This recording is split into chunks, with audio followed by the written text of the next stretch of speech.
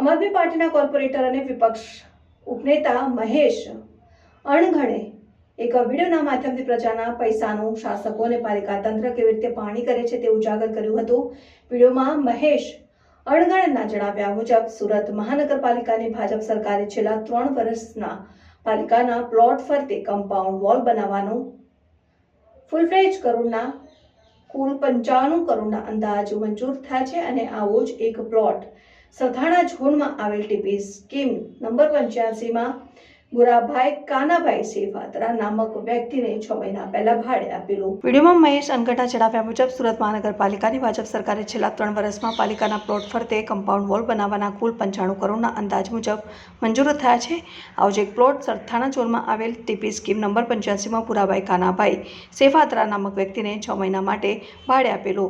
એ plot ફરતે દિવાલો હાલ તૂટેલી અવસ્થામાં જોવા મળે છે। સ્વાભાવિક છે કે જેણે પ્લોટ ભાડે લીધો હશે એણે જ પોતાની સગવડ માટે દિવાલ તોડી નાખી હશે।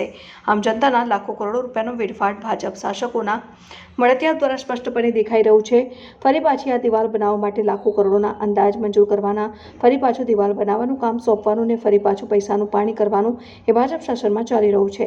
ભાજપના મળતિયાઓ તો પોતાની કમાણી કરીને ચાલે જાય છે, જેમાં મરો પાલિકાનો અને જનતાના ટેક્સનો થાય છે। મહેશ અણગણે વધુમાં જણાવ્યું હતું કે આજ સુધીનો ઇતિહાસ છે કે પાલિકાને ચૂનો ચોપડનાર એક પણ ભાજપના મળતિયા પર કાર્યવાહી થતી નથી। પાલિકાના ચોપડે ટીપી 85 માં કાયદેસર 4 લોકોને પ્લોટ ભાડે આપ્યા છે, પણ અંદરખાને 10 થી પણ વધુ પ્લોટ પર ભાજપના મળતિયાઓ કબજો જમાવીને બેઠા છે અને પાલિકાને દર વર્ષે લાખો કરોડો રૂપિયાનો ચૂનો લગાવી રહ્યા છે। મહેશ અનગણે મેયર દક્ષેશ માવાણીને અપીલ કરતા જણાવ્યું હતું કે એકવાર અહીં આવીને પરિસ્થિતિ જોઈને પાલિકાને ચૂનો ચોપડતા આવા તત્વો સામે ફોજદારી રાહે કામ કરે। નમસ્કાર, હું મહેશભાઈ અણગણ, કોર્પોરેટર આમ આદમી પાર્ટી। હાલમાં આપણે પહેલે એક કહેવત છે, અંધેર નગરીને ગાંડુ રાજા। બસ એવી જ કંઈક પરિસ્થિતિ આજે સુરત મહાનગરપાલિકાની અંદર, કોર્પોરેશનની અંદર છે, ભારતીય જનતા પાર્ટીની સરકારમાં। આપણે અત્યારે જે આ જગ્યા ઉપર ઊભો છું એ સરકારી પ્લોટ છે, ટીપી સ્કીમ નંબર 85 નો 129 નંબરનો આ પ્લોટ છે। અહીંયા તમને સ્પષ્ટપણે દેખાય છે કે આખી આ સરકારી દિવાલ જે છે કોર્પોરેશને બનાવેલી એ દિવાલો તોડી નાખી છે।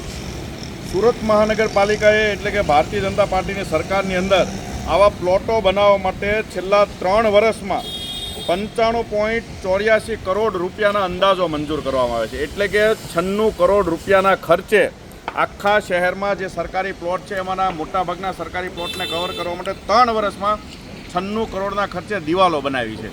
હવે આ દિવાલો એના જે મળતિયા લોકો હોય છે એમને જ્યારે પ્લોટ આપી દે અને એમને હવે આ આખો પ્લોટ 6 મહિના માટે 2 લાખ રૂપિયાના ખર્ચે ભાડે આપી દીધો છે।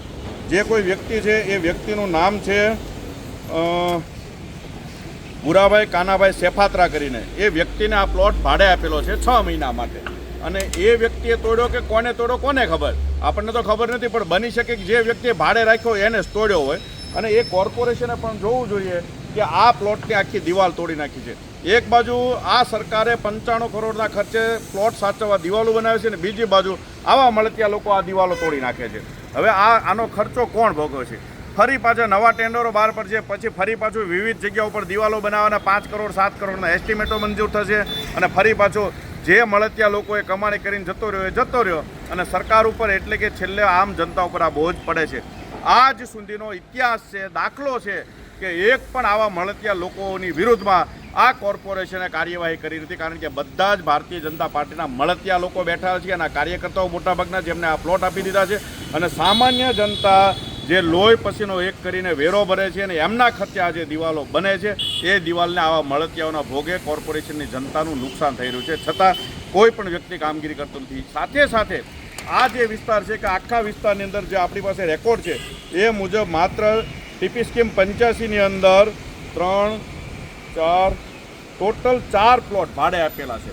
આ આખો ટીપી સ્કીમ 85 માત્ર 4 પ્લોટ સરકારના ચોપડે ભાડે આપેલા છે, પરંતુ આ એરિયાની અંદર તમે આટો મારો એટલે તમને 10 કરતાં પણ વધારે પ્લોટ ખાનગી લોકો વાપરતા દેખાય છે, અને મોટાભાગના એવા લોકો છે કે જેણે સરકારની સાથે, સરકારને ભાજપની સાથે મળેલા લોકો બેઠા છે, કબજો કરીને બેઠેલા છે, અને આજે પણ આ લોકોની વિરુદ્ધમાં કોર્પોરેશન કોઈ પ્રકારની કામગીરી કરતું નથી, કારણ કે એમને ઉપરથી જ કદાચ ઓર્ડર હોય છે કે એવું મારું માનવું છે જેથી આવા ખાનગી રાહે આવા કાર્યકર લોકો આની ઉપર બે પૈસાની કમાણી કરે અને કોર્પોરેશનને નુકસાન કરે. કોર્પોરેશનનું નુકસાન એ સીધું જ આમ જનતાનું નુકસાન છે. પરંતુ હવે આ અંધેર નગરીને ગાંડુ રાજા આજે બહેરી સરકાર આ લોકોનું સાંભળે તો સારું. અને હું આશા રાખું છું કે માનની મેયરશ્રી તમે તત્કાલીન ધોરણે આવા પ્લોટને ખાલી કરાવડાવો અને સાથે સાથે જે લોકોએ સરકારી સંપત્તિને નુકસાન કર્યું છે એમની વિરુદ્ધમાં ફોજદારી ગુનો દાખલ કરાવડાવો, એવી મારી માંગ છે.